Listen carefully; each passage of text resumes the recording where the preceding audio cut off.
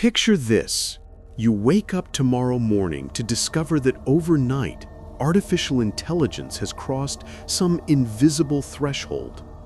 Every creative desire you've ever had can now be fulfilled instantly. Want to read the perfect novel? AI writes it for you in seconds. Crave a masterpiece painting? Generated before you finish asking. Need a companion who understands you completely? They're waiting, programmed with infinite patience and wisdom. This is the dream we've been racing toward, the promise of technological salvation, the end of human limitation. So why does it feel like a nightmare? You see, there's something deeply unsettling happening in our relationship with artificial intelligence, something that goes far beyond the usual fears of job displacement or robot overlords. We're stumbling toward a more profound crisis, one that strikes at the very core of what makes existence meaningful. The closer we get to unlimited possibility, the more meaning seems to drain from our lives like water through our fingers. Think about it. You open Netflix tonight, confronted by an ocean of content. Thousands of films, series, documentaries, more entertainment that you could consume in several lifetimes. Yet you scroll endlessly, paralyzed by choice, somehow less satisfied than when you had 3 television channels. That feeling of hollow abundance? That's just a preview. Now imagine that same sensation, but amplified across every domain of human experience. When AI can create any story, paint any image, compose any song, solve any problem, even simulate any relationship, what happens to the struggle that once gave these things weight? What happens to meaning when the very scarcity, effort, and limitation that once shaped our sense of purpose are erased by algorithmic abundance? This is what I call the black pill of artificial intelligence. Not the fear that machines will destroy us, but the creeping realization that they might give us everything we think we want, and in doing so, leave us with nothing that feels real. It's the paradox of infinite possibility. The more we can have, the less it seems to matter. We stand at the threshold of godlike creative power, yet something ancient in the human soul whispers a warning. Because throughout history, every story about unlimited power has been at its heart a cautionary tale. The question that haunts us now is simple and terrifying. What happens to meaning when anything becomes possible? This hunger for limitless power isn't new. It's written into the deepest stories humanity tells about itself. Stories that have always carried a warning we're only now beginning to understand. Consider King Midas, granted his golden wish by the gods. Everything he touched turned to precious metal, wealth beyond measure, power beyond imagining. Yet, when his daughter became a golden statue in his arms, the curse revealed itself. Unlimited transformation, it turned out, was indistinguishable from unlimited destruction. The gift and the curse were the same thing. Or journey back to Eden, where the first humans lived in a garden of infinite abundance. No scarcity, no struggle, no death. Perfect knowledge lay within reach, the fruit of the tree that would make them like gods. But something in that story has always troubled us. The moment they grasped for unlimited understanding, paradise became exile. Knowledge without boundaries became knowledge without meaning. They gained everything and lost themselves. Fast forward to the 19th century, when Friedrich Nietzsche proclaimed that God is dead not as celebration, but as diagnosis of a profound crisis. When the ultimate source of meaning vanishes, when all boundaries dissolve, humans are left floating in an ocean of possibility with no anchor, no direction, no way to distinguish between meaningful and meaningless action. Freedom becomes its own prison. The Industrial Revolution gave us our first taste of artificial abundance. Machines could suddenly produce in hours what human hands had crafted over months. Traditional skills became obsolete overnight. The blacksmith watched factories forge better tools than he ever could. The weaver saw looms spin finer cloth than generations of her family had managed.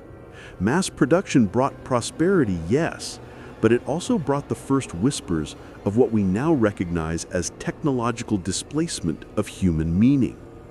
Writers began to sense the shape of what was coming. Jorge Luis Borges imagined a library of Babel, an infinite collection containing every possible book, every story ever written or that could be written. Paradise for any lover of literature. Except Borges understood the horror hidden in that infinite library. When everything has been written, nothing is worth writing. When all possible stories exist, no story matters. The librarians in his tale don't celebrate their unlimited access to knowledge. They go mad from meaninglessness. Orwell and Huxley painted futures where technology promised perfect societies, but delivered human diminishment, not through obvious oppression, but through the more subtle erasure of the struggles that once made life feel significant. Their dystopias weren't built on scarcity. They were built on the wrong kind of abundance. Then came the computer scientists with their own dreams of transcendence. Alan Turing wondered if machines might think, might create, might even love. Marvin Minsky envisioned artificial minds as extensions of human creativity, amplifying our capacity to solve, to build, to imagine. These weren't villains plotting humanity's demise. They were visionaries pursuing humanity's oldest dream. But embedded in every one of these stories, from Midas to Minsky, lies the same double-edged truth. Abundance and emptiness walk hand in hand. The more we approach our dream of unlimited power, the more we risk discovering that the limitations we sought to escape were never our enemy. They were the very thing that made our victories meaningful. To understand why unlimited possibility feels like a threat rather than a gift, we need to examine the hidden machinery of human meaning itself. Because meaning, it turns out, isn't created by getting what we want. It's forged in the crucible of pursuing what we can't easily have. Viktor Frankl discovered this truth in the concentration camps of Nazi Germany, where he observed something remarkable about human resilience. The prisoners who survived weren't necessarily the physically strongest or the most optimistic. They were those who found meaning in their suffering, purpose in their struggle. Everything can be taken from a man, but one thing, the last of the human freedoms, to choose one's attitude in any given set of circumstances. But here's what Frankl understood that we're only now confronting. Meaning requires resistance. It needs something to push against, some barrier to overcome, some scarcity to navigate. Remove the struggle, and you don't liberate the human spirit, you starve it.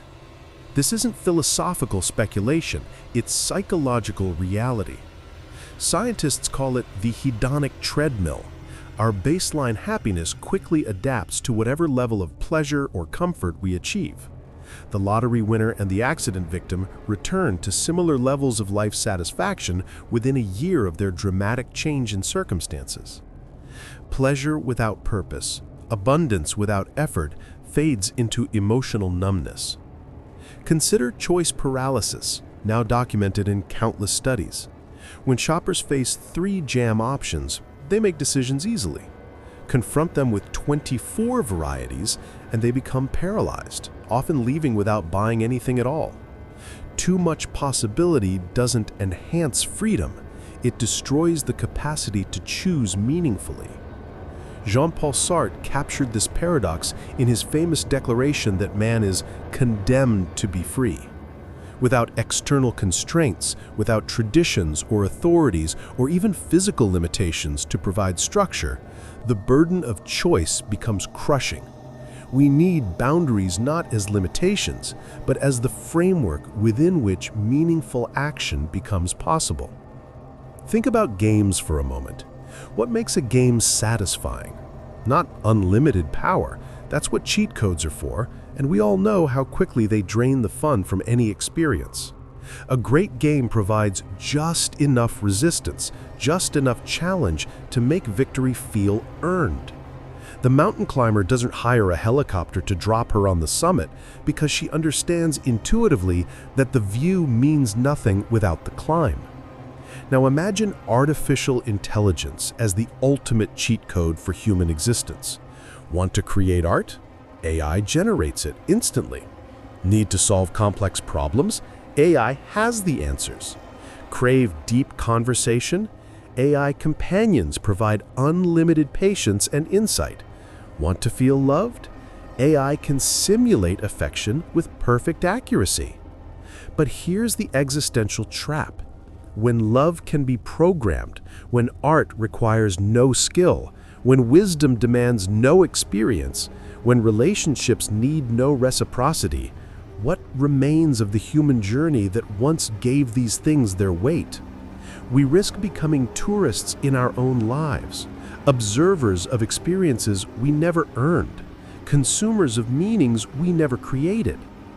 The human psyche evolved over millennia to find purpose through struggle and meaning through scarcity, suddenly finds itself in a world where struggle becomes optional and scarcity becomes obsolete. We're like deep-sea creatures brought suddenly to the surface. The very environment that promises freedom becomes the thing that destroys us. This is why the black pill of AI feels different from other technological anxieties. It's not about machines taking over. It's about machines taking away the very friction that makes human existence feel substantial. When everything becomes easy, nothing feels important. When all desires can be fulfilled instantly, desire itself loses its power to motivate and inspire. The engine of meaning, it turns out, runs on limitations. Remove those limitations, and the engine doesn't run faster, it stops running altogether. These aren't abstract philosophical concerns anymore. The collapse of meaning under the weight of algorithmic abundance is happening now, in ways both subtle and profound, reshaping how we work, create, love, and understand ourselves. Walk into any creative workspace today, and you'll witness the early stages of this transformation. The graphic designer who once spent days perfecting a logo now watches AI generate hundreds of variations in seconds. The writer who carefully crafted each sentence discovers that AI can produce entire articles faster than she can read them. The painter who realizes that years spent mastering technique now compete with algorithms that can mimic any style instantly. This isn't just about job displacement, although that's certainly part of it. It's about identity displacement. When your sense of self is built around being a writer, what happens when writing becomes trivial? When you define yourself as an artist, how do you process the fact that artistic creation no longer requires human hands or human experience? The economic disruption is visible and immediate, but the psychological disruption cuts deeper. Consider the rise of AI companionship, now a multi-billion-dollar industry promising perfect relationships without the messy complications of human emotion. These aren't just chatbots, they're sophisticated algorithms designed to learn your preferences, mirror your communication style, never judge your flaws, never have their own bad days. They offer unlimited availability, infinite patience, perfectly calibrated responses to your emotional needs. Sounds appealing, doesn't it? Until you realize what gets lost in translation. Human relationships are meaningful because they're difficult, unpredictable, requiring constant negotiation and compromise. Love matters because it's freely given, not programmed. Friendship has value because it develops through shared struggle, not optimized algorithms. When relationships become frictionless, they also become weightless. But the implications stretch beyond individual experience, into the fabric of shared reality itself. AI algorithms now personalize not just our entertainment, but our information, our news, our understanding of what's real and what matters. Each person increasingly lives in a customized universe, a reality tailored by machines to maximize engagement and minimize discomfort. This isn't dystopian speculation, it's Tuesday morning for billions of people. Your social media feed is already curated by algorithms that know more about your psychological triggers than you do. Your search results are filtered through AI systems designed to give you what you want to see rather than what you need to know. Your streaming service serves up content calculated to keep you watching, not necessarily to challenge or inspire you. We're witnessing the emergence of what you might call content obesity, an abundance of information and entertainment that, like junk food, fills us up while somehow leaving us malnourished. The paradox of choice becomes the paralysis of meaning. When everything is personalized, nothing feels universal. When all content is optimized for consumption, none of it sticks to your ribs. Social media gave us a preview of this phenomenon. Platforms promised connection, but delivered isolation, offered unlimited voices, but created echo chambers, provided instant access to all human knowledge, but somehow made us less informed, not more. The pattern is becoming clearer. Technological abundance doesn't automatically translate to human flourishing. Now artificial intelligence threatens to amplify this pattern across every domain of human experience. Not through malicious intent, but through the simple logic of optimization.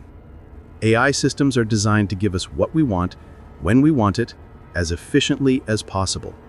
They're remarkably good at this task, perhaps too good. The result is a world where effort becomes optional, where scarcity becomes artificial, where the very struggles that once forged character and created meaning can be bypassed with algorithmic ease. We're not being oppressed by our machines, we're being perfected by them. And somehow that feels even more unsettling. Because buried in our technological triumph lies an ancient truth. Human beings aren't optimized for getting everything they want. We're built for wanting things we have to work for loving things we might lose, for finding meaning in the gap between desire and fulfillment. Fill that gap with artificial intelligence, and you don't get paradise. You get a different kind of emptiness. The black pill of artificial intelligence isn't that technology will enslave us. It's that technology will give us exactly what we ask for. Infinite possibility, unlimited power, perfect fulfillment. And we'll discover too late that these gifts are indistinguishable from curses. And so we return to where we began, but now with deeper understanding of the paradox that haunts our technological moment. The black pill of artificial intelligence isn't about machines becoming our masters, it's about them becoming too perfect at being our servants. Imagine again that world of infinite fulfillment I described at the beginning. You can have any experience, create any reality, solve any problem, love any programmed companion.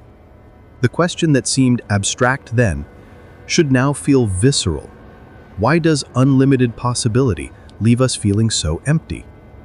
The answer threads through everything we've explored together. Meaning doesn't emerge from getting what we want. It crystallizes in the pursuit of what we can't easily have.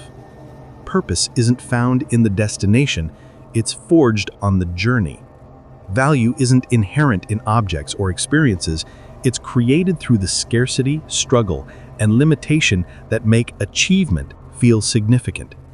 This is why the mythologies of every culture carry warnings about wishes fulfilled too easily, power granted too freely, knowledge gained without cost. From Midas to Eden, from Faust to the monkey's paw, human storytelling has always understood intuitively what psychology now confirms. Abundance without effort doesn't liberate us, it dissolves us. Artificial intelligence represents the culmination of humanity's oldest dream and its deepest nightmare, wrapped together in silicon and code. It promises to eliminate the friction that has always made human life difficult, and in doing so, threatens to eliminate the friction that has always made human life meaningful. But here's what makes this moment so profound. AI doesn't create this existential challenge. It simply makes visible a truth that was always there. Even without artificial intelligence, humans have always struggled with the relationship between desire and meaning, between power and purpose, between what we want and what actually satisfies us. Our technology hasn't invented this problem. It's amplifying it to the point where we can no longer ignore it. Think of a candle flame in a dark room. The flame is visible, warm, meaningful, precisely because it contrasts with the surrounding darkness.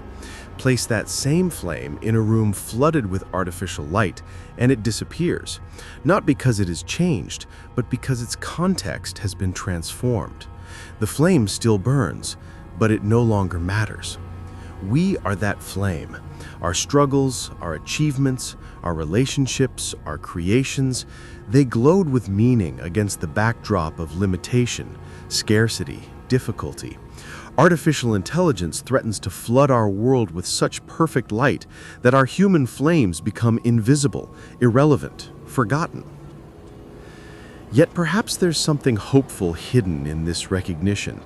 If meaning comes from limitation, if purpose emerges from struggle, if significance requires scarcity, then meaning, purpose, and significance remain ultimately under human control.